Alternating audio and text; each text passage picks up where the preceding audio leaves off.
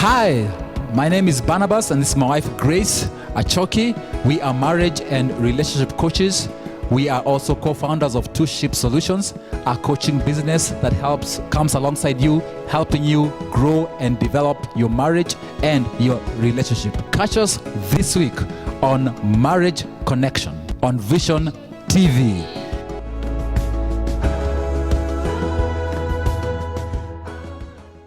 Today is a joy to have Barnabas and Grace. Barnabas and Grace are not very new to us.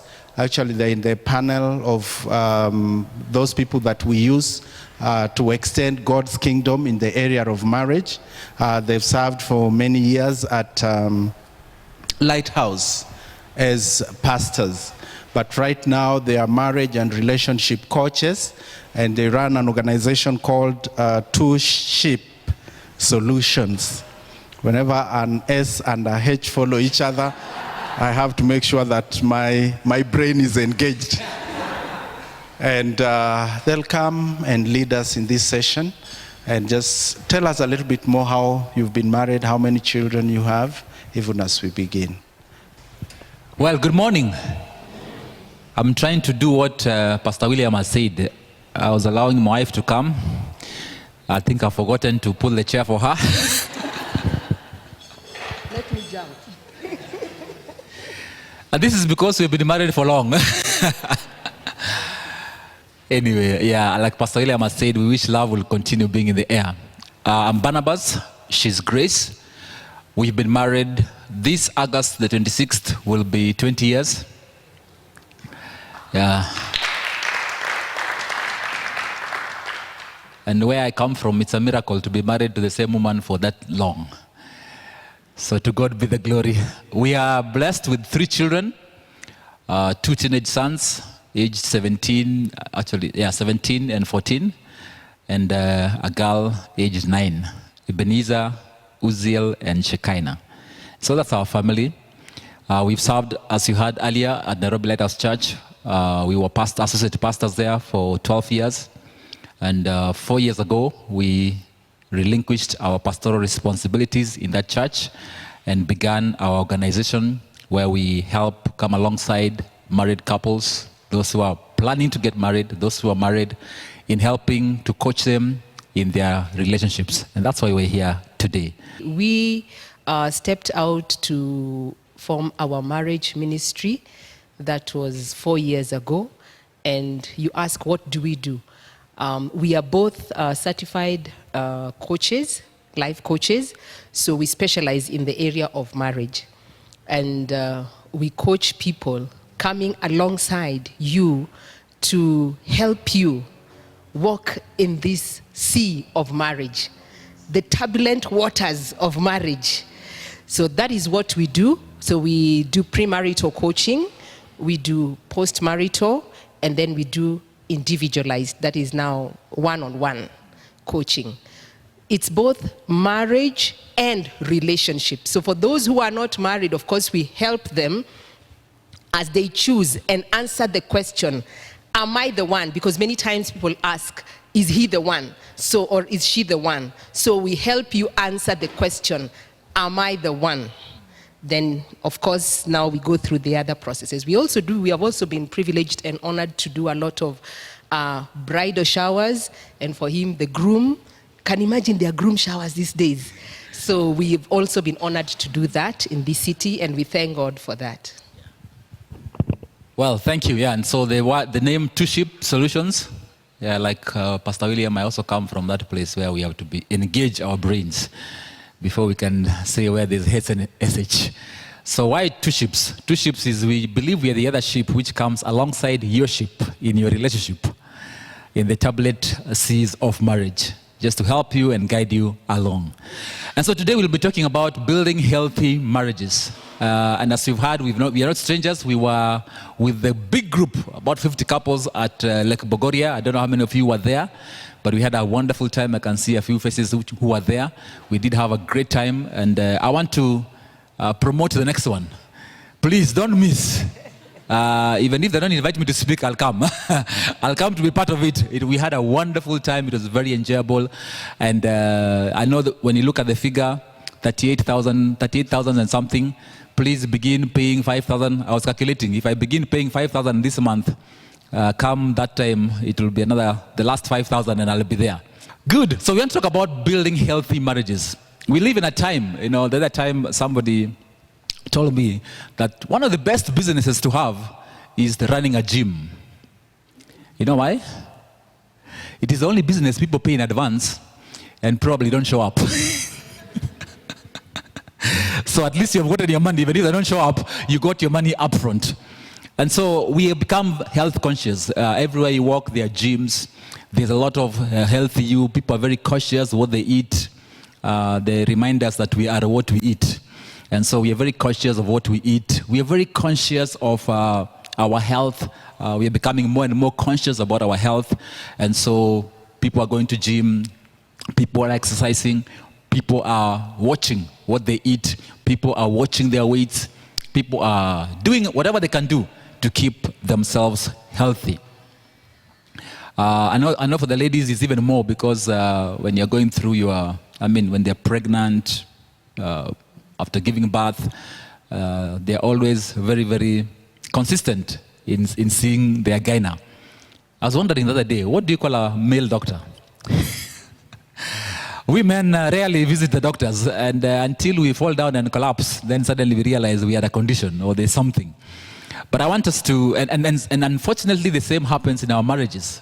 We are marriage coaches, and so somebody will ask me, what's the difference between coaching and counseling? And this is my experience, and Pastor William will bear me witness.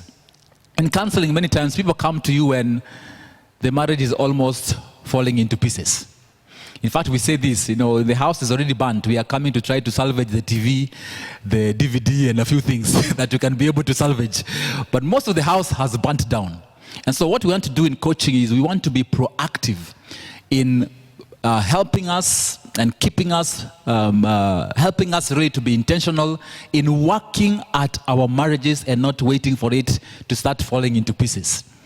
So the same way we take care of our bodies, we exercise and do certain things so that we don't allow ourselves or find ourselves collapsing and breaking down because we didn't take good care of ourselves. So coaching is really more proactive. And that's why I love the theme and the topic that we are having, building healthy marriages. And you know what? Anything that is healthy grows. Anything that is healthy grows. We have 3 children, and I've seen them from the time they were young. In fact, for you who are young mothers, you know the graph. There's always a graph, and that graph tells you if the child is below the graph, then you know there's a problem. If they're above the graph, also, maybe there's overweight issues or a few things. So they give you a graph which helps you monitor as the child is growing. Anything that is healthy will ultimately grow. I remember several years ago, I was asking a pastor, and this is the question pastors always ask themselves, how big is your congregation? How many members do you have? We always like sizing each other. How many members do you have? And this pastor told me something that really blew my mind. He said, actually she was a female pastor. She told me, I don't count my sheep, I weigh them. Let me say that again. I don't count my sheep, I weigh them. Because you can have 1,000 very skinny and healthy sheep, but you can have 3 very, very, very healthy sheep. And so we are here and saying we have been married for 20 years, but it could be 20 unhealthy years. Or you could have been married 6 months, but very healthy. Yeah, somebody told me that some people have 1 year experience 20 times, while others have 20 years experience. So it's normally not the number of years, it's what have you put on those years. So you can have 1 year experience. But there could be somebody with 20 years of 1 year experience, 20 times. So they have not progressed. They're just repeating the same thing. You remember the children of Israel? They went around the mountain 40 years. Yes, just going around the same mountain 40 times. No progress. But I want to believe that as we talk about building healthy marriages, we are making progress in our marriages. We can have that chart in the kitchen or wherever it will be, where we can see how are we doing as far as our marriages are concerned. Let me ask us, how many of us go for medical checkups? I know, yes, very few. How many? Please, raise your hand. Let's clap. Let's appreciate these people. Somebody told me people go for medical checkup because it's a job requirement. You've gone for an interview, they have tell you to go for a medical checkup. Otherwise, by and large, we tunapuzulia mbali. We take it lightly. Yet, it's very, very important. Further recommend that you have to have at least one medical checkup every year. And so, let me again ask, how many of us have marital checkups? To check the condition of your marriage. Now let me challenge the men. The other day the president, when the list of shame was released, he was giving a what? State of the nation address. And so let me ask us men, how many times do you stand and give a state of the family and a state of the marriage address at home? Saying here is where we are at, and these are our plans, and this is where we are moving into. And so it's important for us to constantly evaluate and monitor our marriages.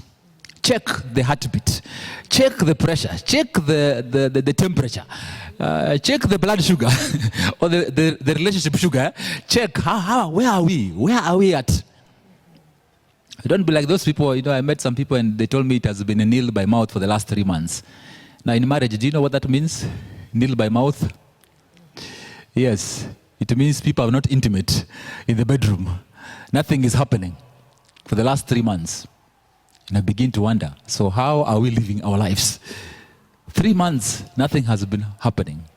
And it's amazing. Before people get married, we are really slowing them down. Please wait until Pastor William does the wedding. But after people get married, what we think should be happening isn't happening at all.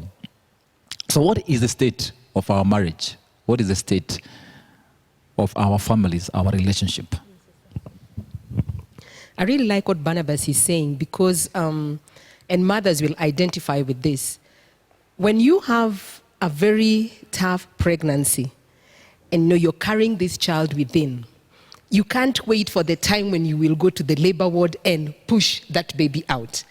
But what happens when you have pushed that, and of course labor is not also a piece of cake or a walk in the park. You struggle.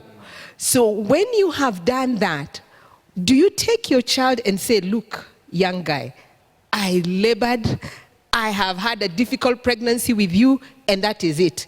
Now take care of yourself. You continue nurturing that child.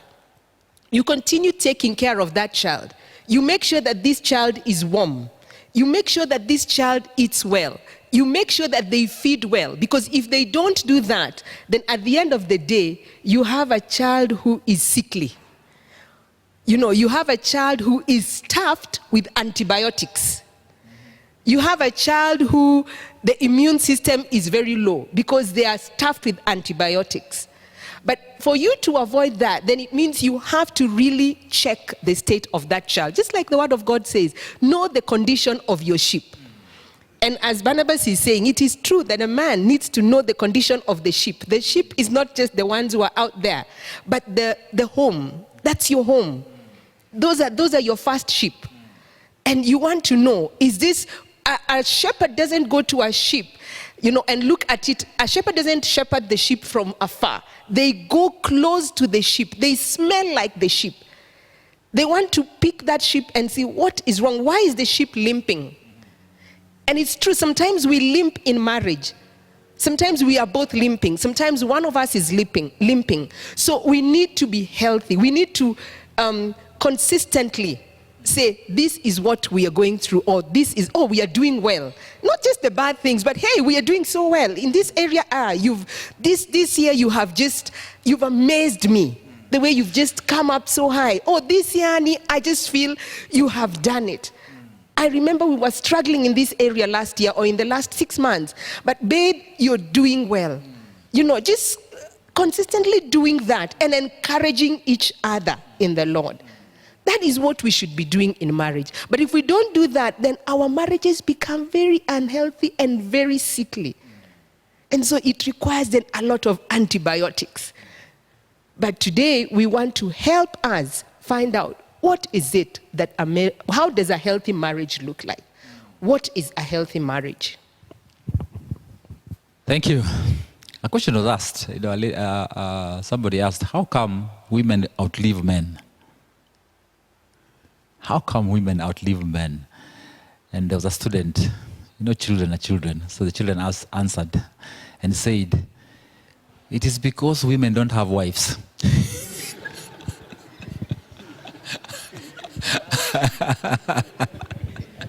I thought I'll throw that in there.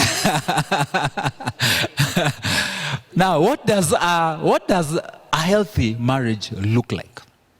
What does a healthy marriage look like? Let me pose that question. What does a healthy marriage look like? Now, over the last 3 decades, marriage specialists have researched the ingredients of a happy marriage. And as a result, we know more about building successful marriage today than ever before. For example, they say that happily married couples will have healthy expectations of marriage and a realistic concept of love. They say married couples will have healthy expectations of marriage and a realistic concept of love. Pastor William was talking earlier about the people who are getting married. And, love is there, but sometimes it's a very unrealistic concept of love. It's a lot of feelings are there in the air. But when they get married, the realities of life hit. And that's why it's important that we have healthy expectations of marriage and a realistic concept of love. That's one of the signs of a healthy marriage. What else does how does a healthy marriage look like? A positive attitude and outlook toward life. A positive attitude and outlook toward life. Not a negative one. Some people are so negative. And I so much appreciate what Grace shared. Sometimes we are so busy focusing and concentrating on what is not happening. You don't do this, you don't do this, you don't. Especially ladies, you can be very, the downs sometimes are more than the do's. And you don't realize that for men, that really demotivates them. It demotivates us when we are always being told of what we don't do. One time I asked my wife, hey, you mean there's nothing right I do? Of all this long list, there's no good thing I'm doing. So it's good to appreciate and celebrate even that one thing. Yeah, you complain that he's always working late. But at least appreciate he came back with that half kilo of meat. Begin there. Then man will be motivated. So let's not just focus on the negative. Let's not just have the negative attitudes, but let's have a positive attitude. Even in conflict or when things seem to be going south, hey, have a positive attitude. We will make it. We can make it. That's a sign of a healthy marriage. Then the ability to communicate their feelings. Very, very important. The sign of a healthy marriage, the ability to communicate our feelings. It's amazing that what is supposed to be the deepest, most intimate relationship, many times is very superficial. Somebody told me that day when you ask a typical Kenyan, how are you doing? What do they say? I'm fine. In Zambia, they tell you, I'm not fine. In Kenya, we say, I'm fine. And so, people can be going through difficult issues, people will be struggling, things are not happening, but when you ask them, how are you doing? I'm fine. And so he helped me define the word fine. They say, when we say I am fine, simply means feelings inside, not expressed. Fine. Feelings inside are not expressed. And unfortunately, in many marriages, feelings inside are not being expressed. We don't express our feelings. Communicating at the deepest level, past the opinion level, past finding out how the weather is, past finding out how the children are, or where is my shoe, or where is my shirt. Going beyond that to really share our feelings, what we really feel about our marriage and about each other. It's important to share your feelings because remember, go past just the normal, I'm fine, I'm okay, the shoe and all that. Remember the children that you have are with you for now. A time will come when they will leave. And so can you imagine if all those years you've just been sharing on the, it's just the kawa. It's, I'm okay, this is, I'm okay. You can imagine when you're left the two of you, what will you talk about? What will excite you? The children will go to boarding or they will leave home and you're left in the empty nest, what will you say to each other? So then it is important for us to build and have a friendship. Because when you are friends with somebody, then you can open yourself to them. You don't share your feelings and express your feelings to strangers. You don't do that to a matatu driver or to a tout. You do it to a friend, somebody that you know, this person has my heart. This person, I know if I shared with them something, then they're able to hold it. So then we need to build our friendship. And I know we're going to get to that place where we're going to learn how then do we develop that friendship that we need in the marriage. Yes, and another sign of a healthy marriage is the ability to make decisions and settle arguments. Hello? Do you agree on everything? Do we agree on everything? Somebody said that if you agree on everything, then most probably you don't need the other person. If you agree on everything, you don't need the other person. Grace and I have disagreed on many things. Many things. But is it through the process of settling, making those decisions and settling our arguments, we've learned and discovered very important and very, very great things about each other. It's a process. In fact, our inability to resolve conflict is the number one cause of marriage breakups all over the world. Our inability to resolve our differences. And we'll have our differences. So another sign of a healthy marriage is an understanding and acceptance of our gender differences. Look around us. Look at the person next to you. They're different. Very different. Physically, it's obvious. They're trying to confuse us now that we can have Adam marrying Steve. But it's never meant to be. It's not God's intention. God meant for it to be a man and a woman. And a man and a woman, in my 20 years, I've come to discover, are very different in the way we perceive things, in our communication styles. We are sexually, we are very, very, very different. So accepting and understanding that difference is a sign of a healthy marriage. And then having a common spiritual foundation. A common spiritual foundation and common goals is another sign of a healthy marriage. But today we want to narrow this down. As you look at this list, we can narrow them down to 3 things that we'll be talking about. 3 things and 3 key ingredients of building a healthy marriage. 3 key ingredients of building a healthy marriage. According to marriage coaches Jack and Jill Williams, in their book, Marriage Coaching, it's a good book to get, called Marriage Coaching. They list 3 essential ingredients of a healthy marriage. In fact, they say that a healthy marriage is abundantly hopeful, number 1. A healthy marriage is abundantly hopeful. It's always hope. It's full of hope. It's abundantly hopeful. A healthy marriage is abundantly pleasurable. It's abundantly pleasurable. Do you long to go home, or do you prefer remaining behind in the office? A healthy marriage is abundantly pleasurable. This past week, I've been away for 3 days for a board retreat, and when I couldn't wait to get home. The highlight of my day is getting home. That's the highlight of my day, getting home. In fact, when I get home and my wife is not there, I'm so disappointed. She used to ask me, when the house help or the kids will open the gate, and then I'll tell them, "Hakuna mtu huku." Because I expect, I'm longing. The highlight, I'm looking forward to seeing my beloved. And so when I get home and I'm just seeing other people, that is my children or the house help. No, I'm looking forward to seeing Grace, to seeing her. So a healthy marriage is abundantly pleasurable. And a healthy marriage, thirdly, is abundantly purposeful. Is abundantly purposeful.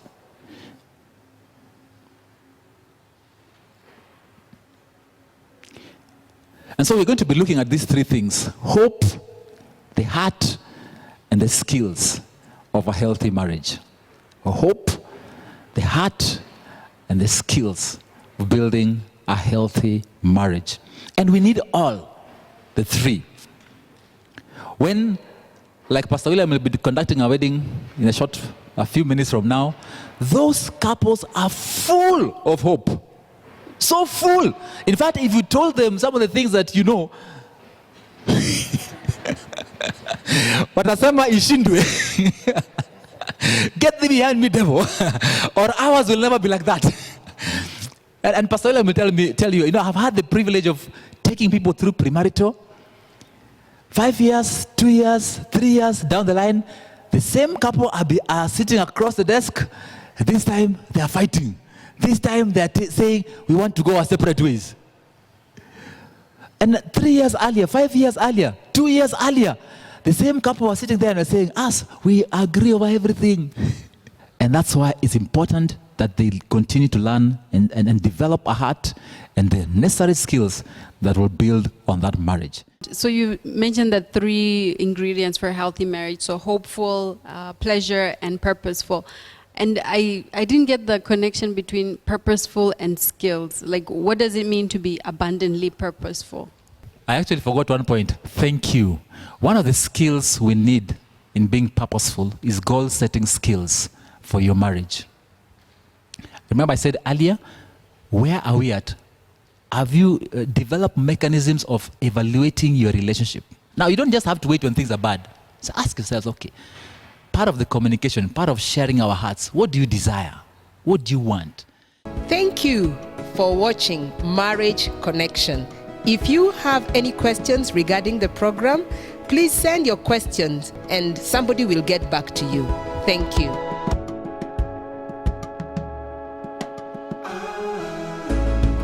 In fact, they say that the marriage is the only institution, the only one that starts on a high.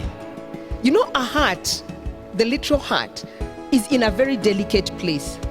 Thank God, God did not put the heart on the head here. And you can just see it, the way it beats. No, He put it in a very, very safe place. And in our marriages, do we have the heart of the other person?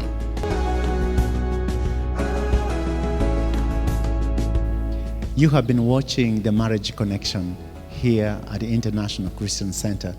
We welcome you to join us again for the next episode. God bless you.